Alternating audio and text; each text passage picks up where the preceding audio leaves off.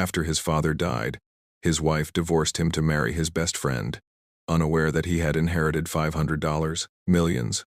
What he did next shocked her. "I'm done with you, Evan. You're nothing but a loser. I can't be married to a broke man with no direction. You and your little paycheck were dragging me down. Derek actually has a future. He's a real man." Those were the devastating words Melissa Carter said to her grieving husband a few hours after losing his father to the cold hand of death, before slamming the divorce papers on his chest with a smile cold enough to freeze bone. She had no idea the man she humiliated in that moment was hours away from inheriting a $500 million empire that would flip their world upside down. What happened next will make you question everything you think you know about betrayal, power, and silent revenge. Viewers, have you ever loved someone so deeply that their betrayal felt like a knife to the spine? What would you do if life handed you the perfect chance to rise? Share your thoughts in the comments. The rain had slowed to a soft drizzle by the time Evan Carter turned onto Maple Avenue, the streetlights casting long streaks of gold across the wet pavement. His father's hospital wristband was still in his pocket, curled like a reminder he wasn't ready to face. He drove slowly, not because of the weather, but because his hands felt strangely disconnected from the wheel, as if they belonged to someone else. His father's final moments clung to him, the trembling breath, the fading eyes, the grip that grew lighter until it wasn't there at all. When he parked in front of the house, he sat for a moment with the engine running, staring at the warm glow behind the living room curtains. That house had always been his shelter, his place of certainty. Tonight it felt like a hallway between two storms, the one he had just survived and another he didn't yet understand. He stepped out of the car. The air smelled like wet soil and old grief. His legs felt heavier with every step toward the door, as though the night itself was warning him to turn back. Inside, laughter floated down the hallway. Not just any laughter. It belongs to Melissa, his wife. He frowned instinctively. Melissa laughed differently depending on who she was, with something he had learned without ever trying to. With him, it was soft and reserved. With her friends, it was loud and unfiltered. But this laugh had a smoothness to it, a warmth she rarely used. It was the kind she saved for people she wanted to impress. His first thought, maybe she was watching a movie. His second, maybe someone came over to comfort her when he called about his father's demise. He stepped out of his shoes, his heart already uneasy. Then he saw Derek's jacket hanging on the coat rack. The breath left him all at once. He walked toward the stairs, moving slowly, as if his mind needed time to absorb what his body already knew. The closer he got, the louder the muffled voices became. Melissa's voice, Derek's voice, a low whisper followed by a giggle that curled into the air and shattered whatever hope remained inside him. He paused halfway up the steps, gripping the banister to steady himself. His reflection wavered in the glass frame on the wall, his eyes swollen from crying, his shoulders bent under the weight of loss. He took a single breath and climbed the remaining steps. The bedroom door was closed, but not locked. He touched the handle. It turned easily. Melissa was sitting on the edge of the bed, her hair loose around her shoulders, wearing a shirt that clearly wasn't hers. Derek stood beside her, fastening the last button on his sleeve as if this were the most ordinary moment in the world. The room smelled of perfume and aftershave. Nothing like him, nothing like home. Melissa turned her head slowly, her expression shifting not to guilt, not to fear, but to annoyance, as if he had interrupted something trivial and bothersome. "You're back," she said, her tone flat and unbothered. Evan stared at them both, unable to form words. Derek didn't flinch. He slipped on his watch casually, then met Evan's eyes with a look that lacked the slightest trace of shame. "Didn't expect you so soon," Derek said. Evan swallowed hard. His throat felt tight, as if grief and betrayal had knotted themselves together and lodged in his chest. "My father just died," he whispered. Melissa blinked slowly, unmoved. "And what do you want me to do about that? Sit here and cry with you?" "I'm tired, Evan. Tired of your small life, your small dreams, your small everything." She reached into a drawer and pulled out a white envelope. She placed it on the bed like a trophy she'd been waiting to unveil. "These are divorce papers," she said, her voice cold enough to freeze metal. "I've wanted out for months. You and your little paycheck were dragging me down. I'm done with you, Evan. You're a loser. You'll always be a loser. I can't be married to a broke man with no direction. Derek actually has a future. He's a real man. Derek leaned against the dresser, arms folded, confident and relaxed. It's better if you just accept it, he said. She deserves stability. A future. You can't give her that. Evan took a small step back, as if the floor had suddenly become unfamiliar. He felt his heartbeat in his fingertips, felt his grief twisting into something sharper, something colder. Melissa continued, as casually as someone discussing weekend plans. She gently nudged the divorce papers toward him. Just sign the papers so we can all move on. Derek's promotion is coming soon. We're building a real life. One with success. One that doesn't involve you. He looked at Melissa, the woman he married, the woman he trusted, the woman he believed would stand by him through anything, and he saw nothing but calculation in her eyes. No love, no regret, just ambition and impatience. The words pierced him harder than her betrayal. He looked at Derek, the boy he shared lunches with in middle school, the man he celebrated birthdays with. They looked back at him with dry eyes. No sympathy, no regret, nothing. He stepped out of the room without another word. The silence behind him louder than any scream. The hallway felt colder. The stairs felt longer. The air felt heavier. Everything he knew, everything he believed shifted under his feet. By the time he reached the living room, he was no longer sure if the ache in his chest was grief for his father, or the realization that the home he once trusted had never been a home at all. The morning after Melissa and Derek tore his world apart, Evan woke to a silence that felt even heavier than the night before. He had slept on the old couch in the living room, though slept wasn't the right word. His eyes had closed, and hours had passed, but his mind never rested. His father's last breath and Melissa's cold voice kept repeating in the same painful loop. By the time the sun rose, Evan felt like a man who had aged 10 years overnight. He sat up slowly, rubbing the stiffness out of his neck. The room was dim, the curtains still drawn, the weight of yesterday pressing hard against the air. He could still hear Melissa's voice echoing from the stairs, mocking him with every syllable she'd spoken. But today wasn't about her. It couldn't be. His father deserved his full heart, even if it was shattered. He stood and walked to the bathroom, washing his face until the cold water stung his skin. He didn't bother changing clothes. He didn't care what anyone saw. Today he would bury the man who had raised him with quiet strength, who had taught him to be gentle in a loud world, who had carried the pain of losing his wife alone just to shield Evan from it. Evan stood at the entrance of the chapel of funeral home as people he had never seen before stepped inside, men in tailored suits, women in elegant coats, individuals who carried themselves with the ease of authority and wealth. Their shoes clicked against the polished floor, echoing in a room that suddenly felt too grand for the life he thought his father lived. He watched in quiet confusion as one man whispered to another, their voices low, their eyes serious, their presence too deliberate to be friendly neighbors. One man, broad-shouldered, wearing a watch that looked more expensive than Evan's car, approached the casket and bowed his head with unmistakable respect. Another placed a hand on the wooden lid, murmuring something Evan couldn't hear. Even the funeral home staff looked overwhelmed by the caliber of people entering. Evan swallowed hard. "Dad, who were you?" he whispered. He took a seat in the front row, the weight of the morning pressing heavily on his chest. Losing his father was already unbearable. But this confusion, this unfamiliar world intruding into his grief, created a different kind of ache, one that unsettled everything he thought he understood. When the service ended, the guests approached him quietly, one by one. "Your father was an extraordinary man," one older executive said. "He trusted you deeply," another added. Evan nodded politely, unable to respond. He didn't know these people. He didn't know this version of his father. Their words felt like puzzle pieces that didn't fit into anything he recognized. After the burial, when the last handful of soil had been spread, a man in a dark gray suit approached him. He held a respectful posture, his voice gentle.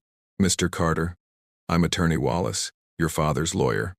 Behind him stood 3 executives, men in crisp suits and quiet expressions, waiting. "We'd like to speak with you privately," Wallace said. Evan blinked, startled. "Why, me?" The lawyer gave a faint, knowing smile. Because your father left something behind for you. Something important. They guided him into the funeral home's private conference room. The door closed, muffling the distant hum of voices. The lawyer placed a sealed black case on the table. Inside it was a tablet. This contains your father's final recorded message, Wallace explained.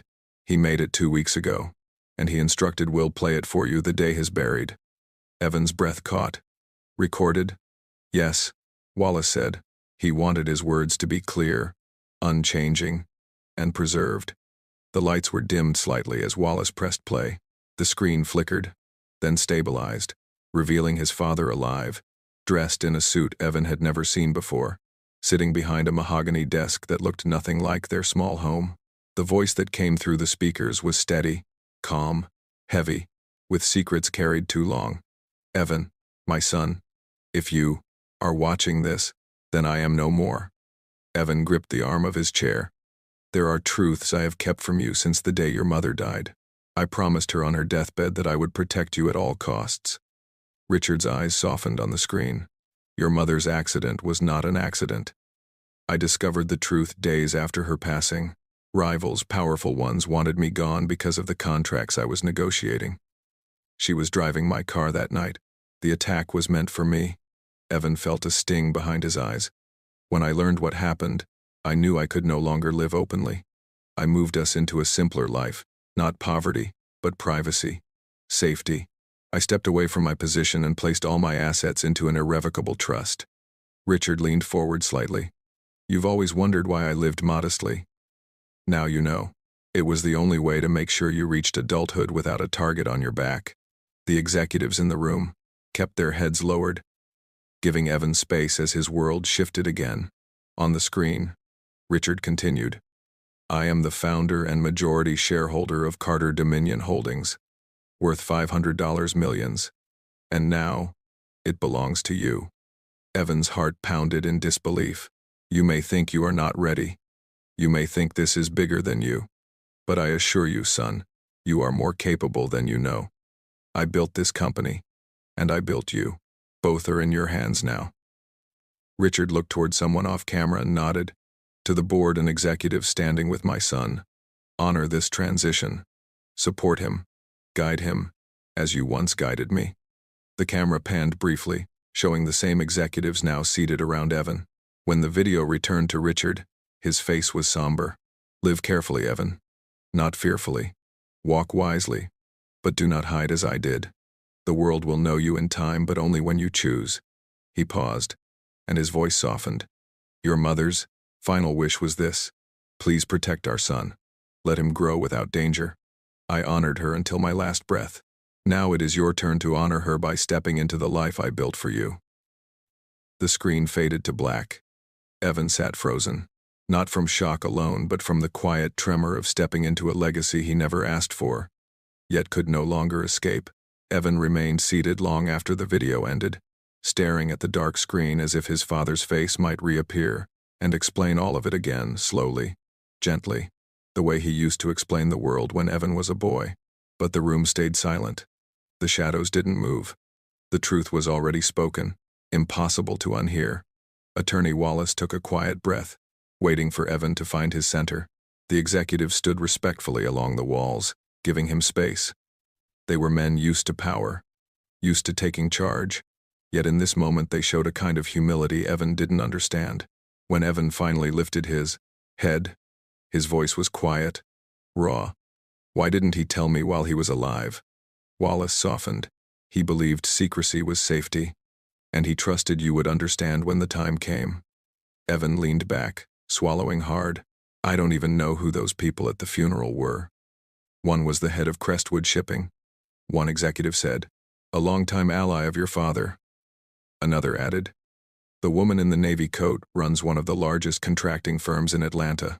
She held deep respect for your father. David Shaw, head of internal operations, stepped forward slightly. Your father built relationships with powerful people, but he kept you hidden so no one could use you against him. Evan shook his head slowly, not in disagreement but in disbelief. I grew up thinking he fixed old heaters and repaired broken cabinets. He did, Wallace said gently. He maintained the modest life in full. But behind it, he protected an empire. The words felt too large to carry, yet they rested on Evan's chest all the same. Wallace slid a new folder across the table. This contains the trust documents, the board transition letter, and your father's instructions. Evan didn't open it yet. He stared at it like it was a door he wasn't ready to walk through. What happens now? Evan asked quietly. David stepped forward. The board has already been informed of your transition. You are the new controlling shareholder. And, per your father's directive, the next CEO. Evan blinked. I work at a logistics warehouse. I don't know anything about running a corporation. We'll guide you, David said. You won't be alone. The words didn't comfort him. Not yet. His father's video, the truth, the magnitude, everything felt too heavy, too sudden, too unreal. Wallace placed a hand on the folder, drawing Evan's focus. Your father wanted you to come to the headquarters when you are done. Morning. He believed seeing the company would help you understand your position. Evan nodded faintly, but as he gathered the papers, something inside him twisted a sudden coldness. A sharp realization, a memory slipping into place like a snapping lock. His mother's death. The rivals. The attack. The reason for the modest life. Every quiet sacrifice his father made. Everything he hid. It all fell into a new shape that made Evan's breath shake. He stood slowly, clutching the folder to his chest. My father died protecting a secret I didn't even know existed. Wallace nodded. He protected you, and now he's given you the tools to protect yourself. Evan looked around the room once more at the suits, the polished shoes, the people who had lived closer to his father's real world than he ever had. They watched him with expectation, not judgment, not impatience, but respect he didn't feel ready for. He walked out of the room feeling like the floor beneath him had changed texture. Thicker, heavier. Every step carried the imprint of a life he never knew he was connected to. Outside, the rain had stopped, leaving the pavement glistening like a quiet mirror. Evan inhaled slowly, the cold air piercing his lungs. He drove to his father's house in silence. When he entered the house, the living room felt even smaller than before, as if it belonged to someone else entirely. This place, this life was built on the belief that modesty meant safety, that blending in was better than being seen, that survival required silence. He walked into his father's old bedroom, the one filled with worn shirts and old boots, with tools and books whose pages had yellowed with time. Everything looked plain, ordinary, unremarkable.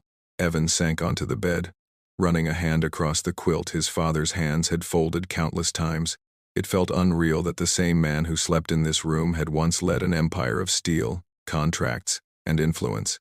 On the nightstand, he noticed something he'd never paid attention to before, a wooden box carved with faint patterns. He picked it up, feeling its weight. Inside were photographs. His mother holding him as a baby, his father smiling beside them. Moments frozen before danger changed everything. His eyes burned. He wasn't ready for this world. But this world had already claimed him. The betrayal from Melissa and Derek had broken him. His father's death had emptied him. But this truth was transforming him. He stood slowly, the weight of the documents still heavy in his hand. But a small, growing flame igniting somewhere inside him. Whatever his father built, whoever his mother died protecting, whoever tried to destroy their family, he would find them. And he would not face the world as the man Melissa mocked. He would face it as Richard Carter's son. A month passed after Richard Carter's funeral, but the house still held the faint smell of the flowers people sent and never came back for. Evan moved through each day the same way, quiet, numb, functioning only because he didn't know what else to do. The folder containing his father's truth stayed on the dining table, untouched except for the nights he opened it just to reread the handwriting he already knew by heart. Melissa had moved out 2 days after the funeral. She didn't pack everything, only what she needed, only what mattered to her. Derek had helped her carry her bags. Evan watched from the window as they drove away without looking back. Some wounds didn't bleed. They just settled into your bones. By the 4th week, the court date arrived. He didn't dress up for it. He didn't prepare a speech or write anything down. He simply put on a clean shirt, grabbed the few documents Kaplan told him to bring, and drove downtown without music or thought. The courthouse smelled of polished floors and stale air. The rhythm inside was cold and procedural. Papers slid across desks. Lawyers moved with purpose. People whispered. Time didn't stop for heartbreak. It barely noticed it. When he entered the courtroom, Melissa was already seated with her attorney. She wore a fitted navy dress and heels too tall for comfort. Her hair was straightened, her chin slightly raised, eyes forward. Derek wasn't with her. Evan wasn't sure why that mattered. The judge entered. Everyone stood, then sat. The clerk read the case number. The entire proceeding took less time than filling out a bank application. Melissa's attorney confirmed the petition. Kaplan confirmed no contest.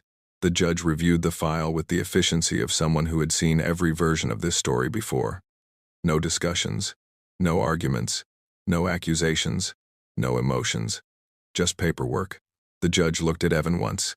Do you agree to the divorce? I do. The judge nodded once, signed the form, and said, the marriage between the parties is dissolved. That was it. Melissa didn't look at him. Evan didn't speak to her. No one lingered. When he stepped out of the courtroom doors, sunlight hit him like something unfamiliar. Something sharp. He stood on the courthouse steps for a moment, holding nothing, no marriage, no father, no clarity, only a heavy silence that felt like the pause before something shifts. His phone buzzed. A new email. From Carter Dominion Holdings. Subject: CEO transition, executive introduction, and headquarters. Visit. The email was formal, direct, and fully aligned with the instructions his father left behind. A date, a time, a required appearance. Board members would be waiting. Staff would be assembled. The life his father shielded him from was no longer a quiet whisper in his inbox. The morning of the visit arrived with a quiet stillness that felt nothing like the chaos inside Evan's chest. He stood in front of the mirror in his bedroom, adjusting the cuffs of a charcoal gray suit the board had sent the night before. The fabric felt different from anything he had ever worn. Smooth, structured, cut perfectly to his frame as if it had waited years for him to grow into it. The crisp white shirt beneath it sharpened the angles of his shoulders, and the dark silk tie brought out a confidence he wasn't sure he possessed. He didn't look like the warehouse worker he had been a month ago. He didn't look like the man Melissa dismissed. He didn't even look like the grieving son he still was. He looked like someone stepping into a world he had secretly belonged to all along. At exactly 8 a.m., the rumble of an engine echoed outside. Evan parted the curtains slightly and froze. A black Mercedes Maybach S-Class sat in front of the house, glossy and commanding, guarded by two security personnel in dark suits. The company logo shimmered faintly on the license plate frame. The driver stepped out, opening the back door with practiced precision. Mr. Carter, he called, politely. We are ready for you. Evan inhaled once, steadying himself. Then he stepped outside. The neighborhood fell silent. Curtains moved. Neighbors who once waved casually now stared in disbelief as he walked toward the waiting car with the quiet poise of a man being escorted into his destiny. When the driver closed the door behind him, the soft click felt like a seal forming between the life he was leaving and the life waiting ahead. The ride was smooth, the interior dim and cool. City skyscrapers reflected across the tinted windows as the car glided through traffic. Every passing street pulled him further from the version of himself bound by limits and closer to the one his father had prepared without his knowledge. When the car turned into the corporate district, he recognized the towering glass building immediately. Carter Dominion Holdings stood above everything else, a monument of steel, brilliance, and legacy. And today, it wasn't just a building. It was his inheritance. Security stood at attention outside as the Maybach pulled into the private drive. Cameras shifted, heads turned. Employees at the entrance stiffened. The driver opened the door. Evan stepped out. For a brief second, the world stopped moving. Then everything happened at once. The massive revolving doors slid open, and the entire lobby staff hurriedly positioned themselves. But it wasn't the inside that struck him first, it was the line. Both sides of the entrance hallway were filled with employees, managers, executives, assistants, interns, all standing in two perfect rows, forming a walkway toward the main atrium. Every one of them straightened their posture as he approached, their eyes fixed ahead, their expressions respectful. He had never seen anything like it. He walked slowly between them, the polished marble reflecting his steps. His suit caught the overhead light, and each step echoed with the authority he never asked for but could no longer avoid. Halfway through the walkway, movement caught his eye. Melissa. She stood in the line with the HR team, wearing a navy pencil skirt and a company blouse, holding a stack of documents she nearly dropped when she saw him. Her mouth opened slightly, but no sound came out. Her eyes widened in disbelief as she took in the suit, the escort, the presence he commanded simply by standing there. Derek stood on the opposite line with the managerial staff, his ID badge clipped neatly to his chest. When he saw Evan, the color drained from his face so fast it almost looked like his skin tightened. His hand slipped from his folder, and papers scattered onto the floor. He stared at Evan as if he were seeing a ghost. No, not a ghost, something far worse. The truth. Evan didn't slow down. He didn't look at them twice. He walked straight ahead, calm, controlled, untouchable. The staff parted near the atrium, opening a wide path leading to the executive elevator. 2 board members stood, waiting there, their expressions composed but warm. "Mr. Carter," David Shaw said with a slight bow. "Welcome." Evan nodded. "Thank you." The elevator doors opened without anyone touching a button. He stepped inside, the board following. The glass walls of the elevator revealed the full height of the building as they rose. Floors passed like chapters closing behind him. Below, the staff remained still in perfect formation, watching the man their late founder trusted most rise toward the floor where decisions were made. When the elevator doors opened at the top floor, Evan stepped out onto the executive level, the same hallway he had visited after the funeral.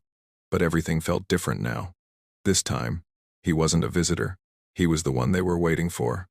The double doors to the conference room were open. Inside, the board members stood around the long oak table. They turned silently as Evan entered, and for the second time that morning everyone stood, not for the son of Richard Carter, for the man who would lead them next. The boardroom quieted the moment Evan stepped inside. Every chair slid back. Every board member rose to acknowledge him. Their faces held a mixture of respect, caution, and anticipation, waiting for him to speak, waiting for him to take the role his father had prepared for him. Evan walked to the head of the table, the leather chair his father once occupied. He didn't sit yet. He placed both palms on the polished surface and looked around the room, meeting each pair of eyes without hesitation. "We'll begin," he said simply. The board members sat. David Shaw remained standing to his right, waiting. Evan took a breath. "My father built this company with honesty, integrity, and precision. That legacy doesn't change because I'm here. If anything, it must grow stronger." Heads nodding, pens ready, screens illuminating. Evan continued, voice steady, firm. "Before I take on the responsibilities he left me, there is something I need to do." He lifted his chin slightly. "I'm ordering a full audit of every department, every account, every personnel file, every contract. Nothing is exempt." A few executives stiffened. Some exchanged guarded glances. David's expression remained unreadable, calm, approving. Evan didn't soften the blow. "I want transparency. I want accuracy. And I want the truth." He paused just long enough for the weight of his words to settle. "You have 1 week." No one spoke. No one dared to. He sat, at last, in the chair his father once held. The room exhaled with tension. 7 days later, the building buzzed like a hive on the edge of collapse. The internal audit team occupied every floor, moving through departments with strict precision. Doors opened and closed. Interviews were held. Records were pulled. Systems were combed through line by line. On the morning of the 7th day, David walked into Evan's office carrying a thick folder with a red tag. Behind him were 2 members of the audit team. Evan stood as they entered. David placed the folder on the table. "It's done." The lead auditor cleared his throat. "Mr. Carter, what we found is extensive." Evan opened the folder slowly. What stared back at him sent a cold rush through his body: fraudulent invoices, unauthorized salary diversions, manipulated vendor payments, forged signatures, and a complex web of missing funds. Names were highlighted: Derek Shaw, Melissa Brandon, 3 junior staff members, 2 senior managers, and 1 supervisor. David spoke carefully. Most of the embezzlement originated from the HR and Logistics Approval Unit. Miss Melissa processed multiple falsified reimbursements. Derek approved them. They split the proceeds. Evan stared at their names, feeling no anger, just clarity, understanding.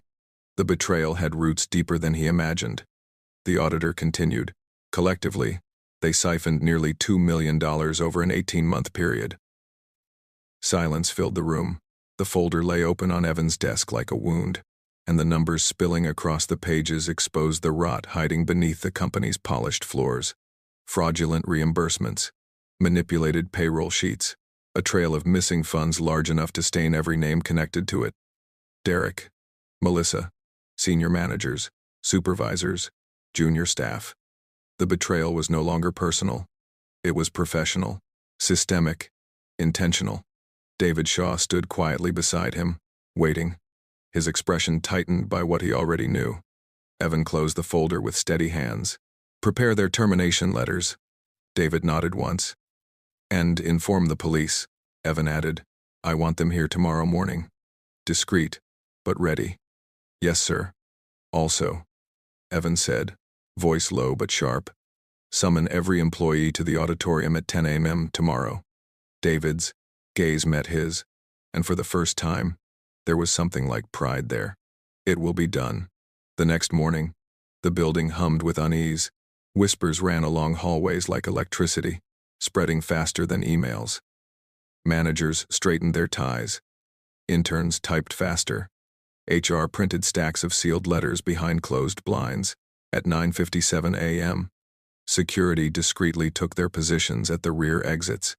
At 9:58, the police cars arrived through the underground loading bay, out of sight.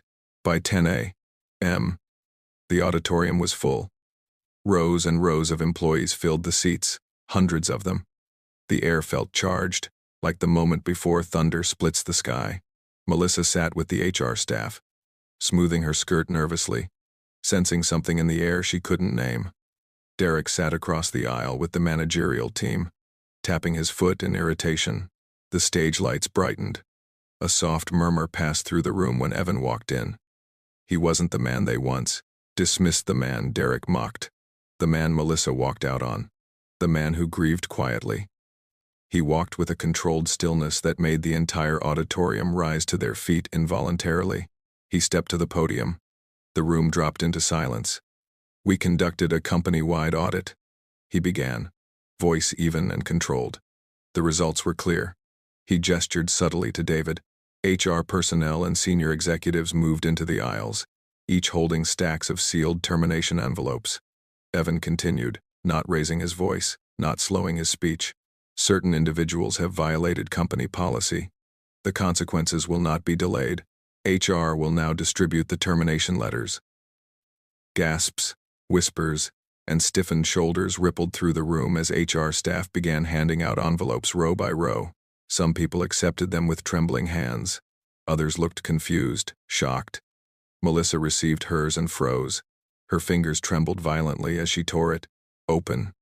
The blood drained from her face. She pressed her hand to her mouth, tears instantly spilling down her cheeks. Derek opened his envelope slower, almost arrogantly, until his eyes hit the bold words. Immediate termination. His throat tightened. His jaw clenched. His world tilted. But Evan wasn't finished. We expect honesty in this company, he said. We expect loyalty. We expect integrity. And anyone who betrays those values will answer for it. The auditorium doors opened with a hard metallic click. Every head turned. Uniformed police officers stepped inside. Melissa gasped so loudly half the room flinched. No, no, please no, no. Officers moved purposefully, pulling out pairs of handcuffs. They didn't rush. They didn't shout. They quietly read names from the audit report. Melissa Brandon. Melissa screamed an ugly, broken sound that sliced through the room. Evan, please. Oh God, Evan, please. I'm begging you, please. Don't let them, please, Evan. Her knees buckled, hitting the floor with a painful thud. Mascara streaked down her face. She clawed at the aisle seat, trying to pull herself upright. Please, Evan. I'm your ex-wife. I made mistakes. I was stupid. Please just give me one more chance. Don't let them take me. Evan didn't flinch. He didn't speak. He didn't move. Derek tried to make a run toward the side exit, but security blocked him instantly. Officers pinned him against the wall as he snarled and cursed, kicking uselessly at the floor before the cuffs clicked shut around his wrists. "You can't arrest me. I'm a manager," Derek yelled, voice cracking as he struggled. "Not anymore," one officer replied calmly. The other involved staff members were pulled from their seats. A supervisor sobbing quietly, a manager shaking uncontrollably, an intern whispering, "I'm sorry," over and over as officers guided him toward the aisle. Melissa crawled toward the stage, desperate, panicked, reaching for Evan as if he were her last breath. "Evan, please, please don't do this. I love you. I swear I always loved you. I was confused. I didn't know what I was doing. Please, Evan." Her voice tore through the room like a storm. Evan finally looked at her. Just looked. Calm, still, unmoved.